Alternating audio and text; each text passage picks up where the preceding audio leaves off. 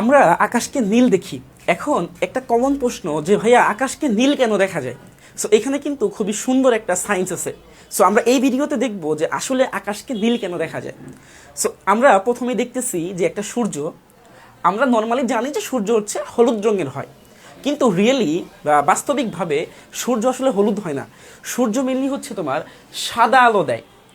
এই সাদা আলোর মধ্যে আমরা জানি যে 7টা রং থাকে, যাকে আমরা সংক্ষেপে বলি বেনি আসহ কলা। মানে বেগুনি, তারপরে হচ্ছে আমাদের কি লাল, কমলা, হলুদ, সবুজ, নীল, ইন্ডিগো বা হচ্ছে আসমানি।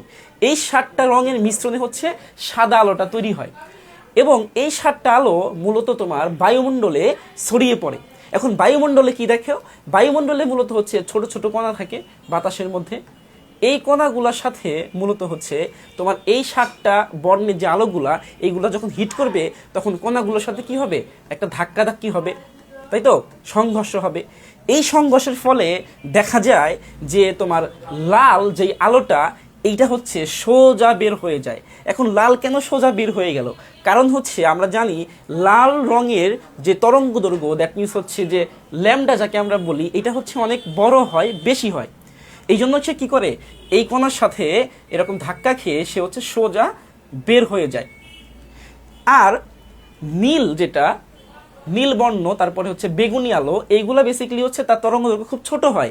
এদের ল্যামডা কি হয়, খুব ছোট হয়। আর ল্যামডা ছোট হওয়ার কারণে যখন এই তরঙ্গ দৈর্ঘ্যগুলা তোমার কণাগুলোর সাথে বায়ুমণ্ডলে এরকমভাবে সংঘর্ষ হয়, তখন তারা হচ্ছে ছড়িয়ে পড়ে, চারদিকে কি হয়, চারদিকে সরে যায়। আর যখন চারদিকে সরে যাচ্ছে তখন বেসিক্যালি আমরা আকাশকে দেখতেছি কি, আকাশকে আমরা সে নীলটা দেখতেছি।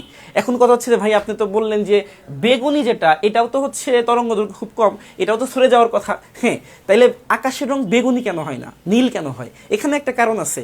কারণ হচ্ছে মানুষের চোখ বা আমাদের চোখ খুবই হচ্ছে নীল রঙের দিকে অনেক বেশি সংবেদনশীল, এবং বায়ুমণ্ডলের আরও কিছু মেকানিজম আছে, যেই মেকানিজমের কারণে মূলত হচ্ছে আমরা আকাশকে নীল দেখতে পাই। বুঝে গেছে জিনিসটা?